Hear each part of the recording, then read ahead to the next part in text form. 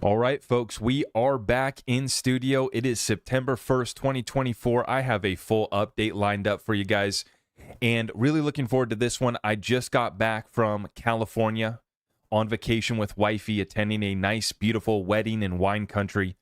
Beautiful, beautiful country down there. I understand why folks are still trying to fight to save California because areas like Temecula, that area right there, beautiful, beautiful area. California, incredible. I got myself a nice little sunburn. My face tanned up a little bit, but my belly and my thighs are roasted red lobster right now. But that was, part of the process, soaking up some sun, soaking up some good vibes, wedding vibes, always a good time. With wifey, of course, my better half. And she was looking stunning. We had a good time. It was a great little trip. We did a quick turnaround, about, 2 nights. Or sorry, I should say 3 nights and then back. So we are back in studio, back in the setup, and we got so much to cover here. I want to get right on into it. If you guys are new here, please make sure that you guys have subscribed, hit that notification bell, followed me. We're live on TikTok, X, and YouTube tonight. Those are the 3 main platforms where we're pumping out the content on a daily basis for you guys. And I think that these updates are very important. Not everybody wants to put in the work, though. In these updates, I'm going to try to go through them as fast as possible. Every piece of news that I've put in here, every piece of analysis that I'm going to share with you is how we come to our thesis with a sense of conviction that I think is unmatched when you look through the rest of the markets and, folks trying to make some moves with their monies.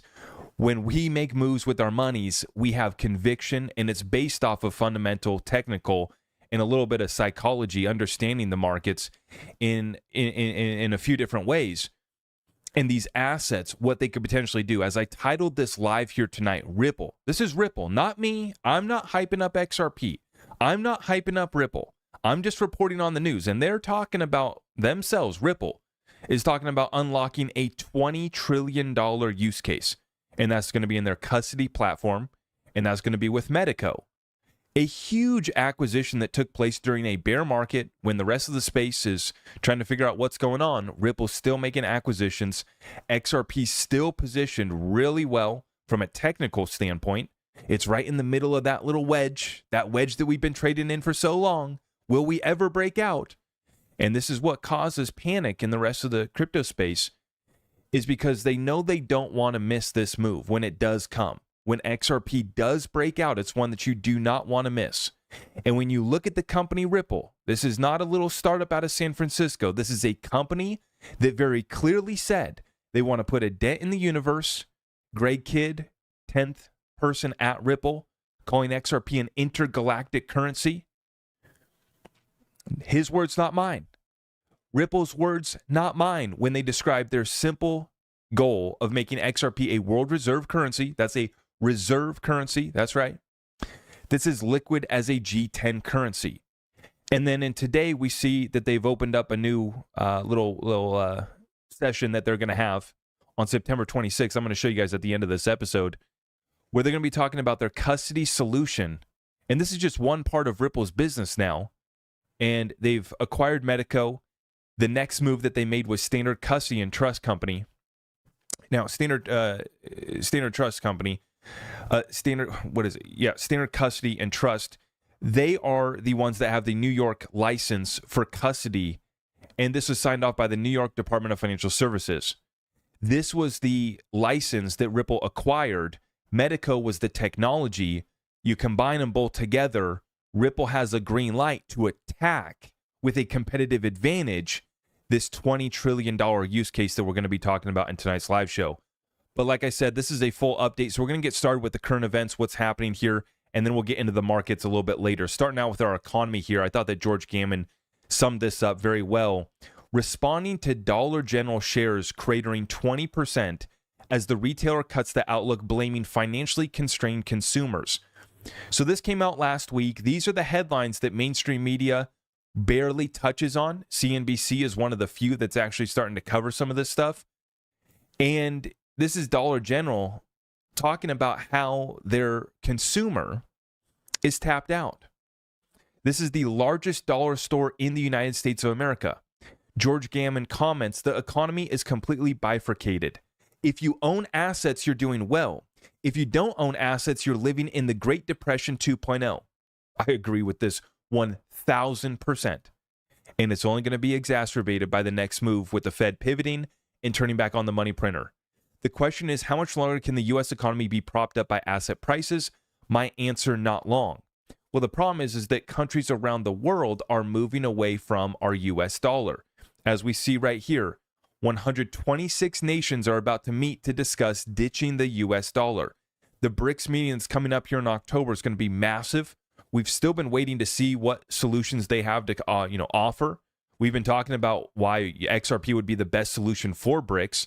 We've talked about, and I've made my playlist here on YouTube, BRICS Loves XRP. I made that playlist to highlight how all of these BRICS nations, there's a few that haven't started using XRP within their countries, but there's over a handful that have. There's many that have. When you look at these 126 nations, well, now we know that Ripple's payout markets are over 80 markets, and they've moved over 50 billion so far, which isn't much, but just of flipping the switch and turning on these corridors, over 80 countries. How many of them are BRICS? There's a handful. There's a few dozen. And so this is the problem is, as George Gammon commented there, my first data point that I shared with you guys, how much longer can they keep asset prices propped up? Well, of course, if they come back in and turn on that money printer once again, which is what I'm anticipating after this election, that money printer gets turned back on, they're going to figure out a plan here to save the situation. But the problem is that it's already too far. It's already too far gone to where countries are now turning away from the U.S. dollar completely as a reserve and for trade. It's going to be a tough one to fix. Current events, let's take a look at it. Tel Aviv demanding a ceasefire deal and Netanyahu's resignation. The largest demonstration since the beginning of the war took place here today in Israel. Now, what happens when the United States can't be the main supporter of Israel and these other countries? We've now spread ourselves so thin. We are completely broken bust, 35 trillion in debt, over 100 trillion in unfunded liabilities. What happens when we are no longer able to fund and support these types of wars in these types of countries? And we've now turned our focus to domestic programs like this one. The United States taxpayers have paid $150 billion in 2023 to support 20 million illegal immigrants in the country. This report just came out this past week. $150 billion.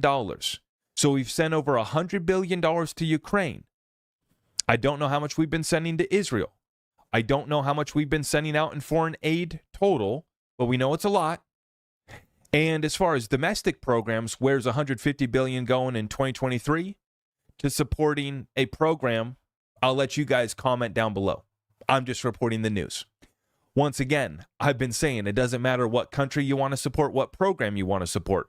Our country is broken and bust. And the more that we print and the more that we cover our butts using that money printer, the more the countries are going to move away from us. And it will prop up asset prices, but you got to ask the question, compared to what? Compared to US dollars or compared to gold, right? What will be the new standard? Is XRP going to be a new standard? Very well could be. And I want to go into cryptocurrency now at this point in the update. And I want to talk about, what some folks thought was going to be the standard, what some folks thought was never going to end. And the reason why I'm bringing this up is because I want you guys to start asking the question, where is the yield coming from? Everybody and their brother has a yield product. I'm talking about exchanges. I'm talking about DeFi. And we're talking about even the United States government, right? They're offering these T-bills, which have been paying out 5%.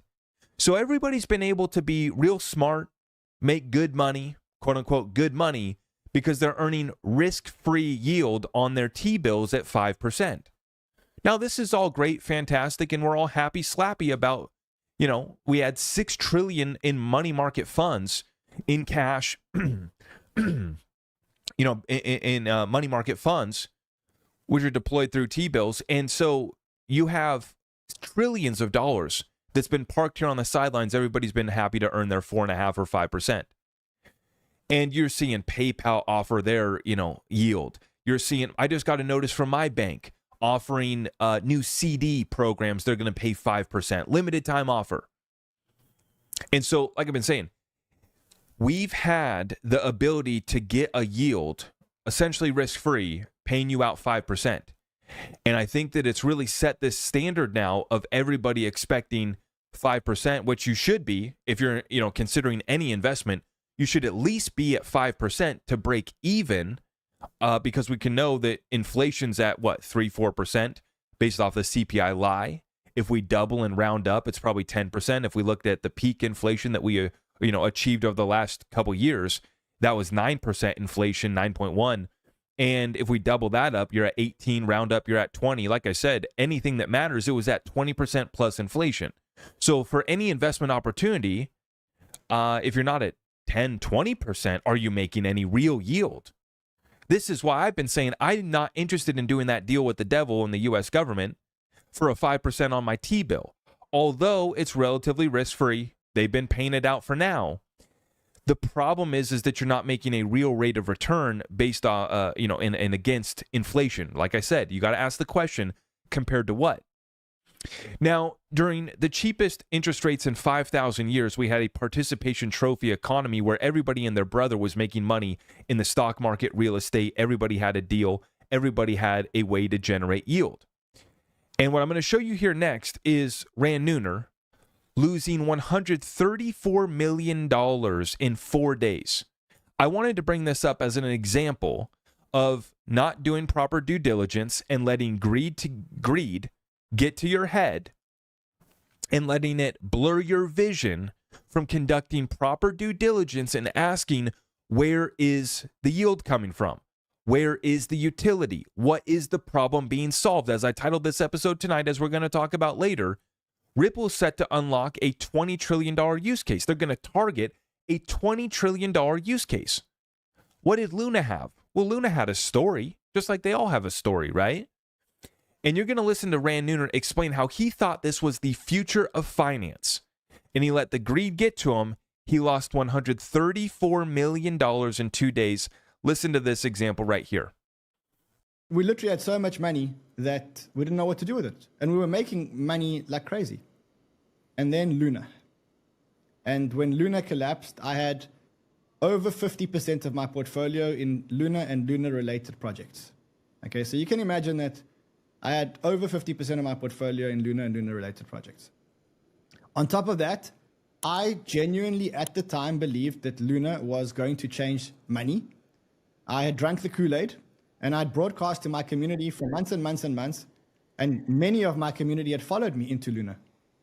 And as you know, in 4 days, the whole trade unraveled, and I lost over $100 million. I lost $134 million. It was the toughest.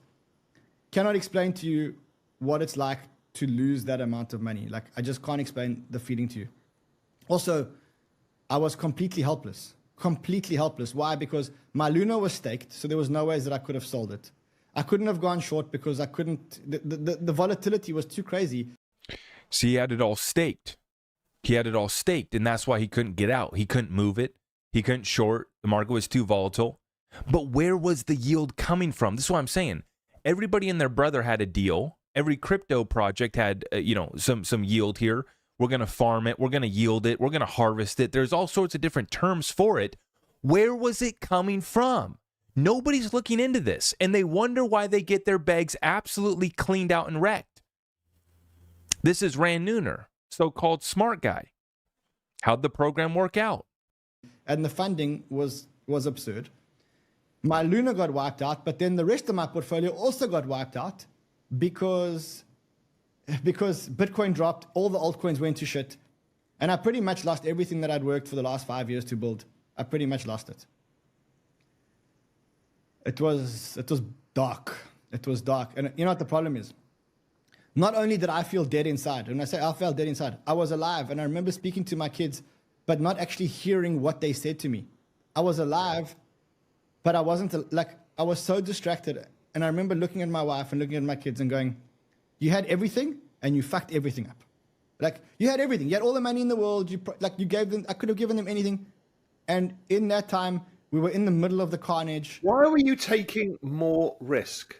If you'd had all the money, why take all the risk?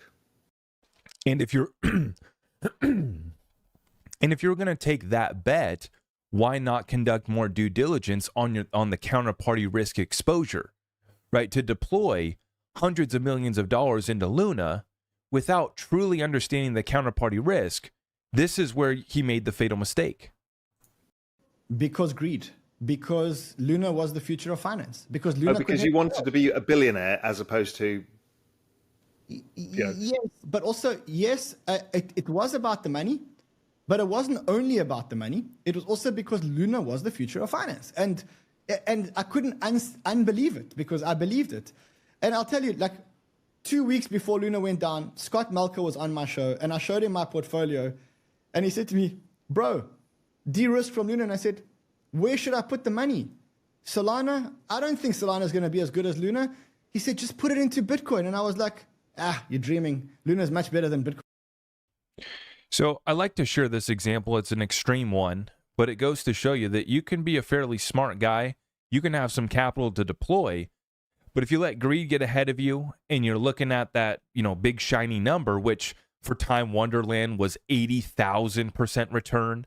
For other projects, it was 2,000% return. And at the time, it was very unpopular to sit here and say, hey guys, this is going to go bust.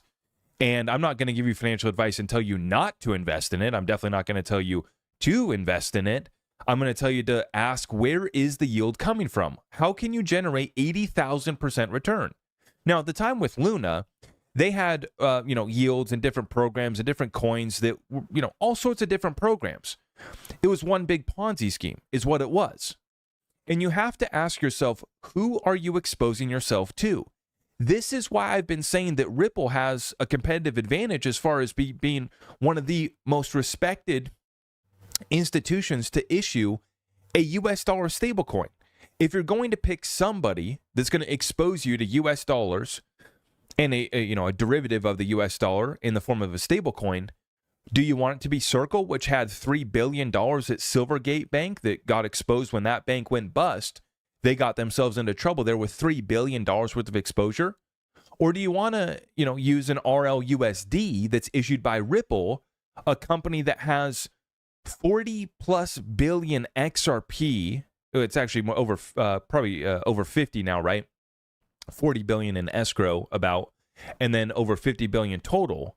So they have over $25 billion worth of XRP, but then they have that standard custody and trust where they get to be their custodians and they're not exposing you to any sort of counterparty risk. They're not lending out those deposits. So the collateral that they're going to be holding, they can hold in-house. This is one of the many reasons why I think that Ripple is going to have a competitive advantage when it does come to issuing a stablecoin and when it does come to generating the yield. Now, all of these 4 and 5% yields on stablecoins is really just happening. It's only happening because these companies can turn around and they can go make 4 or 5% on the T-bills. And so they're making, 5% on the T-bills. They're going to pay you 4%. They're going to capture a little bit of profit there themselves and give themselves some room to work. But this is how they've been offering 4 and 5% on different savings accounts, CDs at the bank, how the stablecoin issuers on the exchanges have been offering all these programs for 4 and 5%.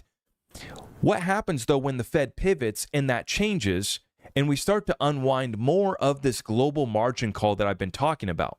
Now, we're still going through this. This is the FTX Holdings as of August 31st. And what you notice here is that they have over $1 billion worth of Salana. Now, $560 million worth of Bitcoin, $192 million worth of ETH, $120 million worth of Tether. Why am I bringing this up here tonight? Because the SEC is now warning about Tether paying back their users in stablecoins. That's right. How can it get any more ridiculous with the SEC? They allowed FTX to build up and blow up, right? Just like they're allowing all these other ones like Luna and others. This has all happened underneath their watch. They're always late to stopping it. They don't stop any of this. But now that the creditors and the debtors are all trying to square up and the users of the platform, the ones that really lost their money and got scammed, they're trying to get their money back. And now the SEC wants to issue a warning against FTX paying back the creditors with stablecoins or other crypto. Well, this is going to be a problem, because if FTX has to continue selling off these assets and to generate cash to pay them back, well, you're talking about $1 billion worth of sell pressure on Salana. You're talking about $500 million worth of sell pressure on Bitcoin. You know, you saw how much Ethereum they have. They do have Tether, but if they can't pay back in Tether and they have to go redeem that Tether, is Tether going to have the cash? That's the next question that we ask. And we look right now at Tether's most recent attestation, and we see that their cash and bank deposits are only 109 million. So we're going to find out here quickly who has what as this global margin call in crypto continues to unwind. This article here from the block is covering the SEC warning FTX against paying creditors back in stablecoins and other crypto. So the SEC let this thing blow up, and now they're getting in the way of the creditors being paid back. God forbid folks get their assets back. A recent filing from the SEC warns the FTX state that the agency might oppose any attempts to pay creditors back with stablecoins or other digital assets. The agency, like the U.S. trustee, also opposed to a discharge provision that would limit the future legal liabilities of the FTX debtors' estate. Throughout the FTX bankruptcy, many different avenues have been explored or proposed to maximize creditor recovery, from relaunching the exchange in order to make money back for creditors to distributing claims as tokens in a new venture that can be traded. Some decentralized marketplaces such as Found.xyz and Figure Markets even launched support for tokenized FTX claims. Let's continue the Ponzi scheme by issuing tokenized FTX claims. You want another use case for crypto? I don't know how big this one is, probably worth billions, because we're trying to pay back billions to the creditors in FTX. But now this is where our crypto space has gone, is now we're going to tokenize FTX claims. Unbelievable. Trading this summer in a move that one crypto CEO called one of the most crypto things he's ever seen. Yeah, that's a great way to describe it. However, FTX, led by its CEO, John Ray III, and legal counsel Sullivan and Cromwell, well, we've seen that legal firm a few times, haven't we? Sullivan and Cromwell, we know them all too well. Shot down the idea of restarting the exchange, claiming that no investors would put up the capital needed to spin the offshore exchange back up. Though some creditors have called for in-kind distributions, which means repaying lost crypto in crypto rather than in cash, as in the BlockFi and Genesis bankruptcies, FTX's current plan is to pay creditors back in cash or US dollar pegged stablecoins. So see, this is why there's been sell pressure already. We've warned about BlockFi, we've warned about Genesis, we've warned about Mt. Gox distributions, we've warned about Germany selling and other government entities selling, and other bankruptcies that have taken place in the cryptocurrency space leading to selling, right? FTX is just another example. And their plan so far had been to sell the crypto and return stable coins or cash to the creditors. So it already was causing sell pressure. But now we have to ask what other systemic risk is going to be brought up or exposed if they can't even return stable coins to the creditors and they have to cash in the stable coins for cash. Is the cash there? In a recent filing, the SEC has warned FTX that it reserves the right to challenge the legality of paying back claims or otherwise trying to make money from its stash of crypto asset securities. Oh, there's that term again. The SEC created this new term, right? Crypto asset securities. The SEC's filing also notes that the plan fails to specify who would distribute the stablecoins, should that provision be approved. The SEC didn't outright state that such an action would be illegal, writing, "The SEC is not opining as to the legality under the federal securities laws of the transactions outlined in the plan, but notes that the agency reserves its right to challenge transactions involving crypto assets." So, no, we're not going to give you clarity. We're not going to say that this is illegal. We're just going to warn you about it.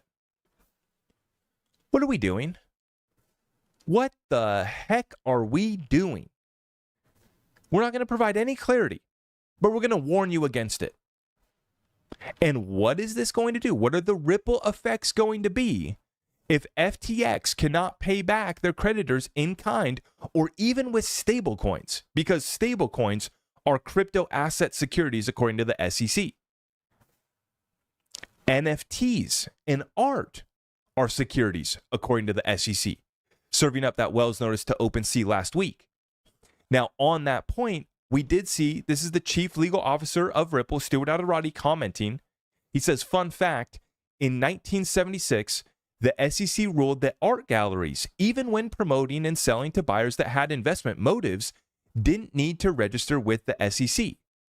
So when we go back to the precedent, the SEC ruling, their own ruling back in 1976, maybe they forgot about that one. Maybe Gary Gensler overlooked that one. Maybe that wasn't part of his classroom teachings at MIT when he taught DLT technology. But the SEC back in 1976 ruled that art galleries, even when the pieces were promoted and sold to buyers that had investment motives, that they didn't need to register with the SEC because the art in and of itself was not a security. And the sale of said art to a buyer, they didn't need to have any accreditation. There didn't need to be any registration. If they had the money for it, the transaction could be conducted because it was not an investment contract. Now, our SEC wants to call stablecoins crypto asset securities, doesn't want to let FTX pay back creditors in stablecoins. And now they want to clarify a little bit of clarity here finally. NFTs are securities. Art is a security. Tokenized art is an investment contract inherently, or at least the sales that are being done on the OpenSea platform, the largest NFT platform in existence. Now, I meant to put out a tweet. I was going to make a joke. When we were in Temecula this weekend with wifey, we were going through some art galleries, walking through Old Town Temecula there on Friday. And beautiful, cute little old town, walking through the art galleries. And we went into one of them, and I forget what the dude's name is. Very famous artist, I guess. And he did a lot of Disney paintings. And, we were going through. And I had taken a couple pictures, and I meant to post a tweet, just checking out some securities with wifey right now, make a joke. Because this is where we're at. This is where we're at, where we still have no clarity. Stablecoins are crypto asset securities. You can't pay back the creditors with stablecoins or other crypto asset securities. And we're going to come after art, tokenized art in the OpenSea platform, because those sales on that platform are investment contracts as well. Now, I guess maybe we could say that the SEC is not making the argument that the art in and of itself is a investment contract, but the way that it's packaged up and marketed and sold on the OpenSea platform, that's the investment contract. I'm sure that that's the answer that we would get from Gary Gensler if he was pressed on this, is that the art in and of itself, the NFT in and of itself is not a security, but the exchange offering it is an investment contract. Now, what gets interesting about the NFTs, though, is that many of them could be deemed investment contracts inherently, because if you're buying an NFT that's going to give you the expectation of profit based off of holding the NFT, derived off the efforts of the issuer, the person that you bought from, you meet the Howey prong test. You meet all prongs of the Howey test. You do, in fact, have an investment contract. Now, am I saying that the SEC needs to go after the whole NFT space? No, because that's not the facts for every NFT. I don't believe that Trump's trading cards, the way that he offered them, was an investment contract. And you guys saw that last week. That looked like a SNL skit. Trump's 2-minute pitch for his trading cards.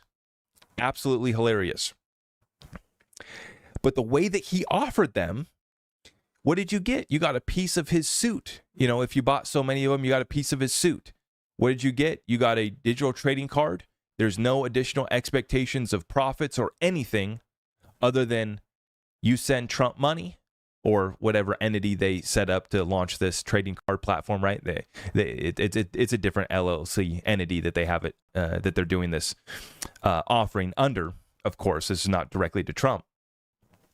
But, to simplify it and dumb it down, we send money to Trump, he sends you a trading card.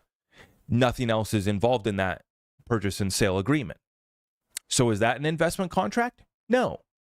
Now, I'm not a lawyer, but as we've been studying the securities laws now for the past 4 years, very heavily, this is, our understanding of it now is that it's all about how it was offered, how it's being packaged up, marketed, promoted, and offered to the end buyer. In the case of Trump's trading cards, I don't think that you have it. In the case of some NFTs, I do think that you have it. In the case of many ICOs, I think that you had it.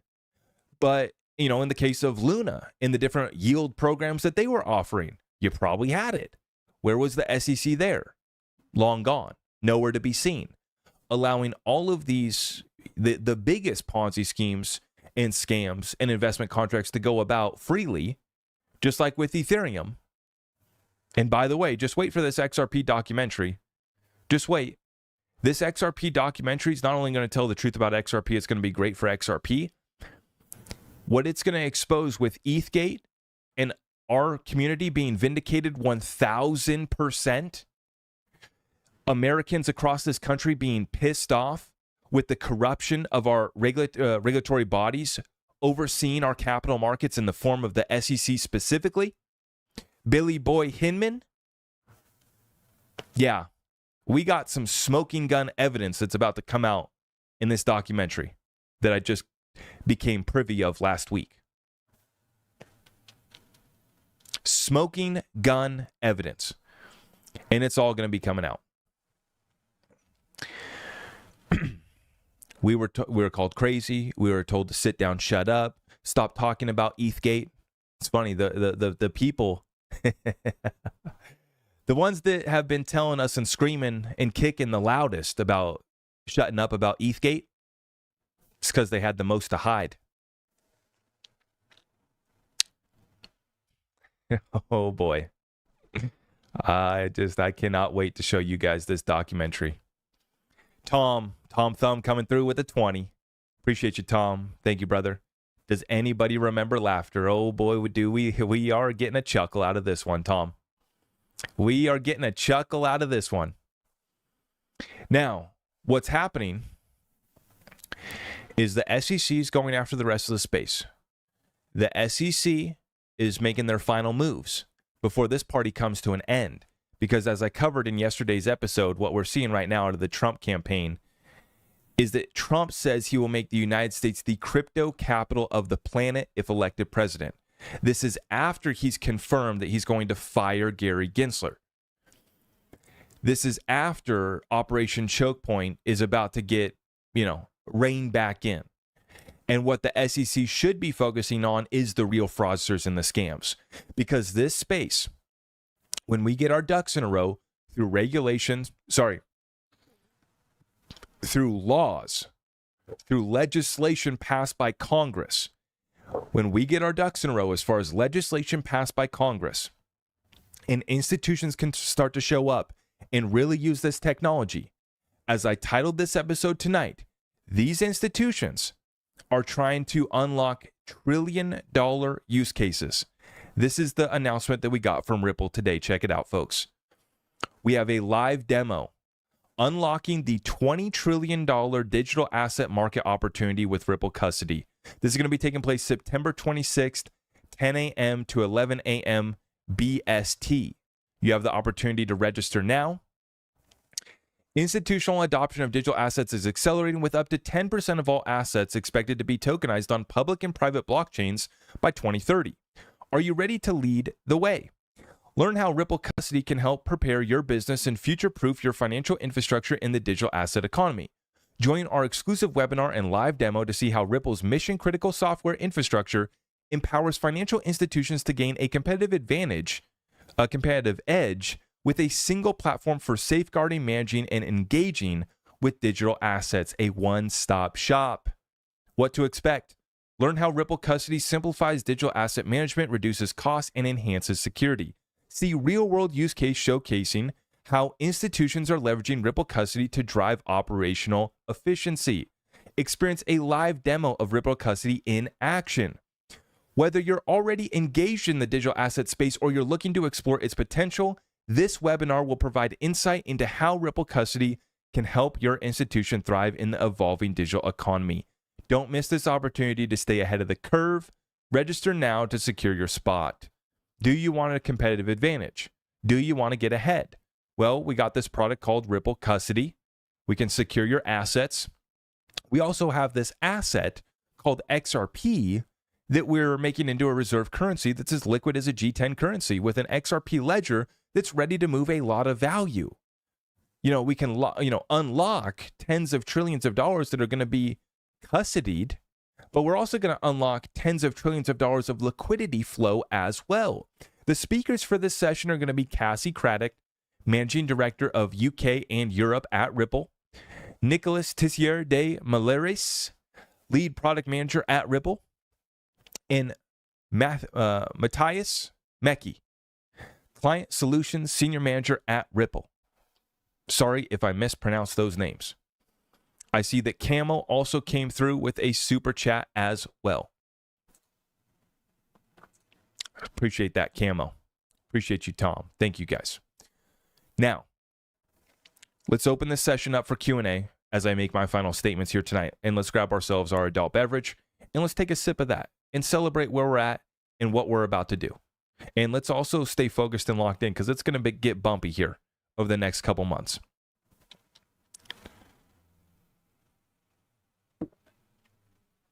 If you just started with Caleb and Brown, did you sell in the last bull run? That's a question that we're just going to take here from Francisco on TikTok. Great question. So this last month, I did just get signed up with Caleb and Brown myself. And then I also got my affiliate link for you guys, one of my community resources available at zachrector.com. If you want to use them, you can. It's a way to support the show. The reason why I am going to be moving some of my XRP to Caleb and Brown is because I want another option to be able to sell and lock in my profits during this bull run. My biggest fear for this bull run is that we won't have liquidity as XRP goes to $5, $10. Some folks think that, we're going to go much higher. You get the point, though. I think that we're going to struggle to find liquidity even at a few bucks. I really do. And so the reason why I just signed up with Caleb and Brown is because I'm already signed up on Uphold. I'm already signed up on Coinbase. Those are the three exchanges that I'm going to use for selling XRP this bull run. I want options. And I want to, have options for sourcing liquidity at a time when we know we're going to need it. That's why I just got signed up with Caleb and Brown. They provide institutional grade custody. They are going to give you a personal broker. You can call them up 24/7 and actually speak to a real person. You will get your own personalized broker. It's really tailored to handle, folks that know nothing about crypto and need their help. Little helping hand moving crypto around from your wallet to Caleb and Brown or whatever you're trying to do. They will help you. They will hold your hand, and it's a really great solution. I think that they're offering, very unique compared to many exchanges where you cannot talk to a real person. Are you kidding me? Many businesses nowadays you can't talk to a real person. But yeah, to answer your question, I was not set up with Caleb and Brown last bull run. I just got set up with them this month, and I have them listed on my website as one of our community resources. Dennis, appreciate the 5 spot. Found new evidence of Embridge working with XRP and Ripple. Lots of, how Embridge doesn't use. Yep. So Dennis, please feel free to send me that information. The thing about Embridge and a lot of these platforms that they're working on is a lot of them are blockchain agnostic, right? When you look at the BIS, Embridge, and these different projects that they've been running with, a lot of it is, blockchain agnostic, and it's about interoperability between different blockchains. So I've never been in the camp that all the money's going to come on XRP Ledger. I've been in the camp that the XRP Ledger is ready to handle a significant amount of value on the ledger and flowing liquidity on the ledger as well. I've long stated that I think that the XRP Ledger is going to be one of the best sources of liquidity in the world. When you can go from anything to anything in 3 to 5 seconds at no cost, it's tough to beat. Especially when you get institutions and legitimate issuers to issue these assets on the chain.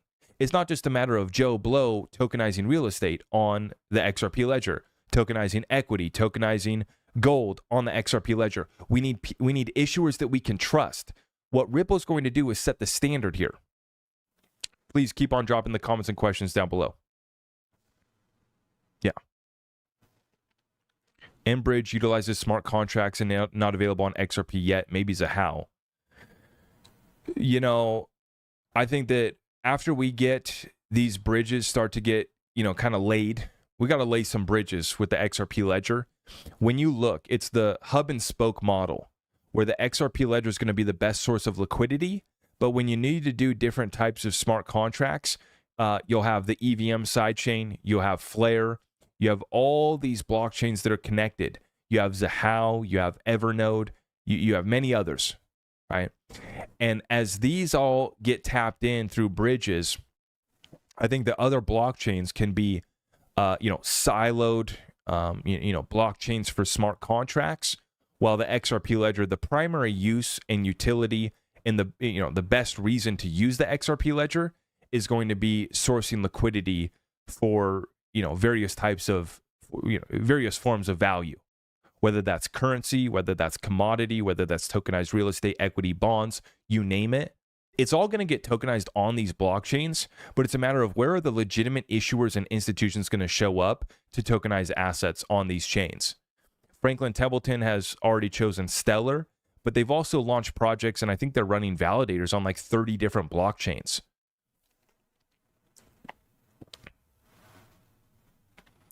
Folks, I appreciate you guys for stopping by. We still have plenty of time for Q&A. I was able to get through tonight's update in about, 40 minutes. Appreciate you guys for stopping by. Looks like we got about 500, just shy of 500 on YouTube. Over 1,000 with us on X. Our TikTok community.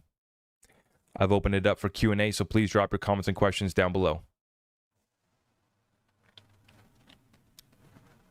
Jeremy Canning asks, are you using Anchorage with DWP, Digital Wealth Partners? They are a broker and will also set up a bank accounts for LLC plus the insurance. No, Jeremy, I am not using them. Very interested to see what all they're going to end up offering, though. A lot of work being done by Jake and his team over there, Digital Wealth Partners. Very interesting to watch what they're building over there.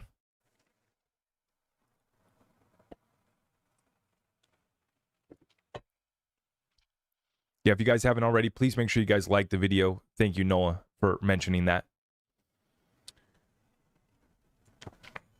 And see, Flare just got F assets. I'm interested in Flare right now. The total value lockup on Flare continues to grow despite the coin's price going down, despite the amount of Flare being issued and given out to, everybody that's receiving the Flare airdrops. I have some issues with Flare. I have some issues with Hugo, but the utility that's being built over there is unique, focusing on data. And with the F assets, this was one of the main utilities for Flare. It just went live like in the last couple months. So they've been a little bit slow, but we'll see how quickly, the TVL is growing rapidly. It's steadily growing, I should say. And that's a positive sign. Even while the price is going down, that's a good metric to follow. It's just we need to see more volume and we need to see more F asset activity on Flare Network, in my opinion. Will I get stomach cancer from my ramen diet before XRP takes off? Randy, that is a good question. I still eat top ramen every once in a while because I do like it. I know it's crap, but and I like to remind myself, gotta remind ourselves that every once in a while.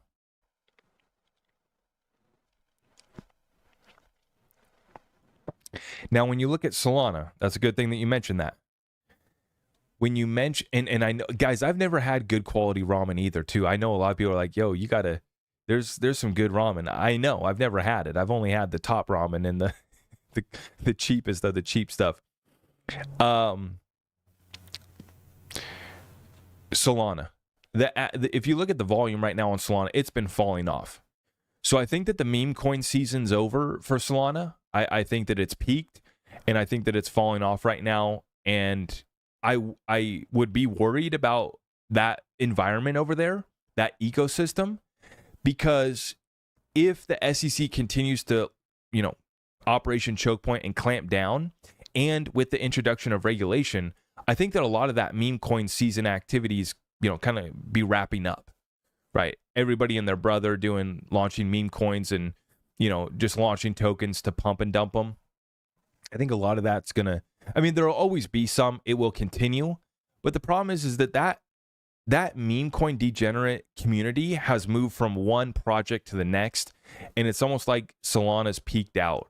The other thing, look at what I mentioned in tonight's episode about FTX sitting on over $1 billion worth of Solana still. If they can't pay back their creditors in Solana, they're going to be forced to sell off that Solana, which they already have. Their holdings were a lot bigger. They've already sold off a large amount of Solana. And I believe that they pumped Solana back up in the last year to give themselves that exit liquidity, in my opinion. They allowed all the meme coins to go through because they don't care about you getting wrecked. I'm talking about the VCs, the big investors in Solana. They all wanted to get made whole. They all wanted their bags to be pumped up, and they didn't care about all the Solana meme coin season that got a bunch of people wrecked. They don't care about your bags getting wrecked because it pumped up Solana. When Solana was doing billions of dollars worth of volume on a daily basis in memes, that's pretty impressive for our crypto environment so far. It's going to look like child's play when the institutions can come in, as I titled this episode, and as Ripple is looking at unlocking a $20 trillion problem just in custody alone. This is why I say it's going to look like child's play, what we were doing with, Solana was doing a few billion in volume. That's nothing. Now, for right now, for what we've accomplished so far, it's great. And that's why Solana pumped up. And I think that was, that's kind of my Solana conspiracy as far as why Solana's pumped up as of, the last year. Is because the VCs wanted to make themselves whole. The FTX wanted to make themselves whole because they've been dumping a bunch of Solana.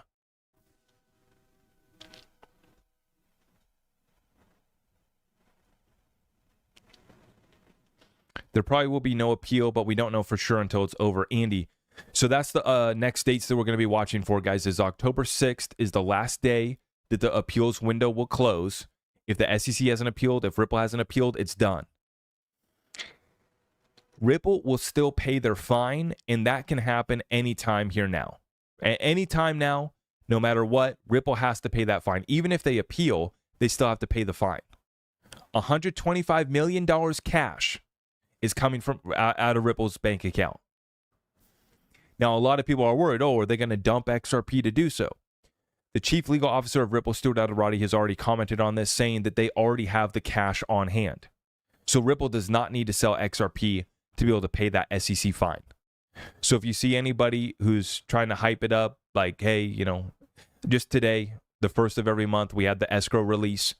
I shared a tweet out. Ripple put 800 million XRP back in the escrow.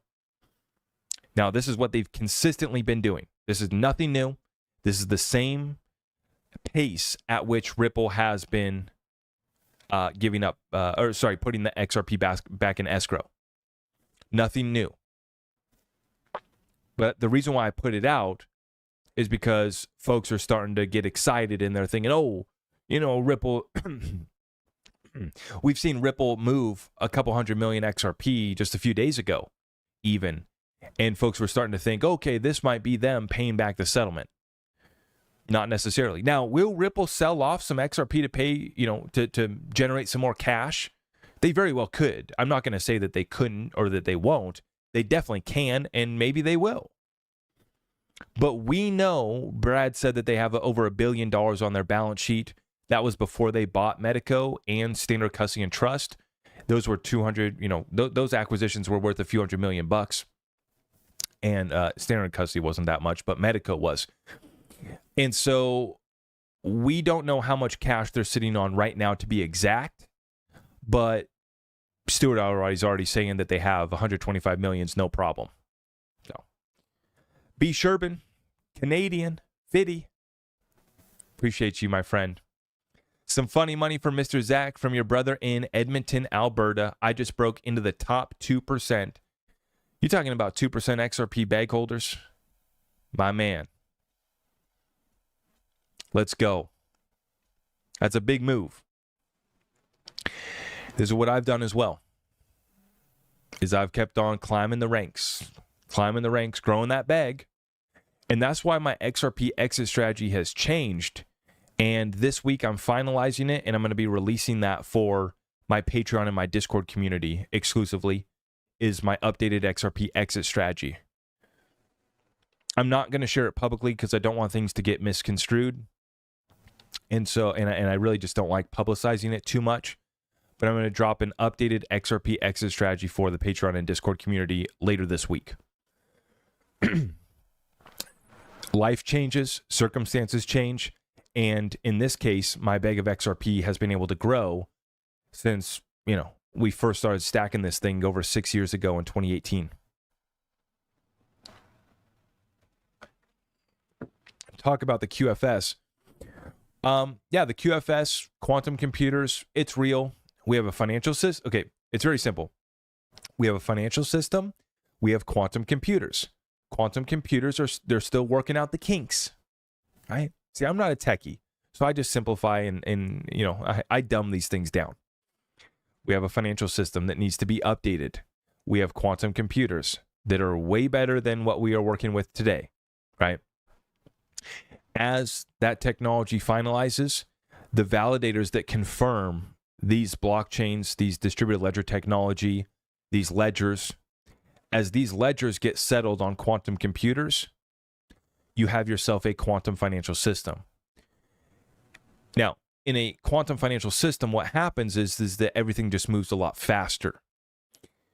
The other thing that happens is the ability to provide transparency 24/7, 365.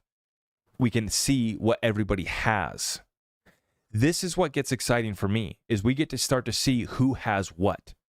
The tide's going to go out here during this global margin call, and we're going to see who's swimming naked.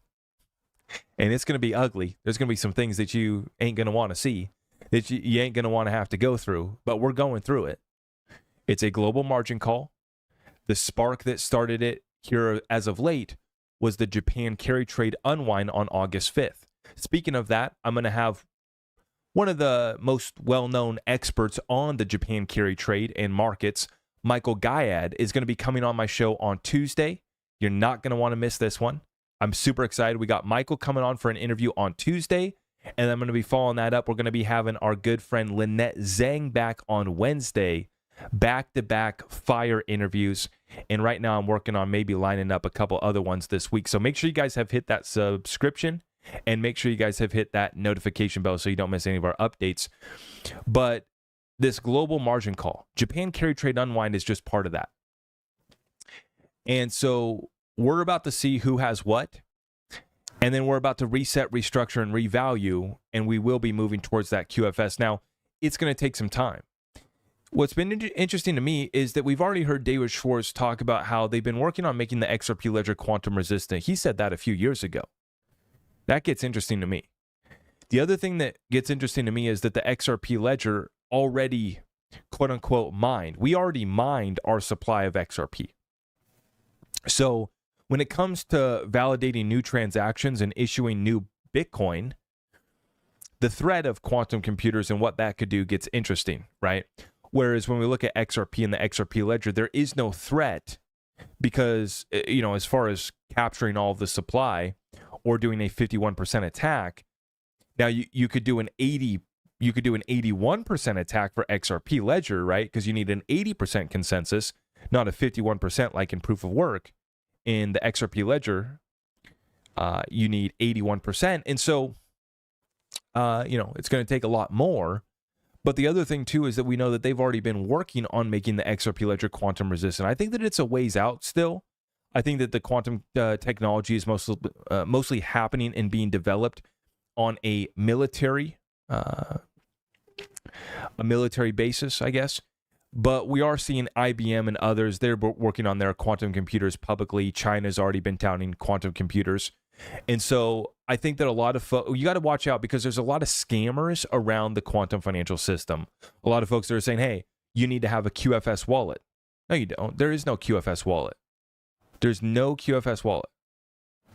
Okay. Now, there's all sorts of scams coming about. You need to own these tokens because they're going to be the QFS tokens. There's already been a bunch of scams running on Stellar. Already did a video on this a couple years ago. I was one of the first people to call out the Stellar scams. And I called it all out. I said, this is all a load of crap. These guys are trying to say, oh, this is you can buy these tokens, represent all of these companies that are all going to go, they're all going to collapse and they're all going to be restructured. All of the assets have been seized, and they got the whole story. Now, parts of the story are real. There are companies that are folding right now. There are assets that are being seized. There were executive orders written by Trump that are very, very interesting in regards to doing bad things and assets being seized. That's all real. But there's a bunch of shills of the QFS scams that are just taking your XRP and taking your XLM and taking your money and taking your assets. The real seizure of the assets is all of the QFS scams that are being ran on our community. Our community is trying to be tapped in and understand where this new financial system's going. And of course, the worst of the worst are coming out here to take advantage of that. So you got to protect yourself. The QFS is real. Quantum computers are real. Our financial system is about to be upgraded. All assets are going to be restructured and revalued. We're watching it in real time. The revaluation is happening in front of us. Gold is at an all-time high against US dollars. That's a reset. That's a revaluation. Just a few years ago, you could get gold at $1,200 and $1,400. Now you're at $2,500. I went to the gold dealer, coin dealer in Temecula, and I'm looking up there at their screen, and they had the spot prices. Silver was at 28.5, gold was at 2,500. And I was looking at some of their smaller gold denominations because I do want to get some gold. I got the gold bug, I got the gold itch. I want to have just a little bit of gold just to say that I got some. But I'm not even going to go buy an ounce of gold, right? I'm not going to buy an ounce of gold at 2,500 right now. And it might be one of the assets that I do miss the train on, right? I already missed the train on 2,000 per ounce gold. But I'm going to continue to watch and see what happens with gold and how it behaves if we do head into a recession. Gold is not recession proof. You can see how gold behaved. It did have some pullbacks during the Great Financial Crisis before it then continued its rally up to the all-time highs in 2011.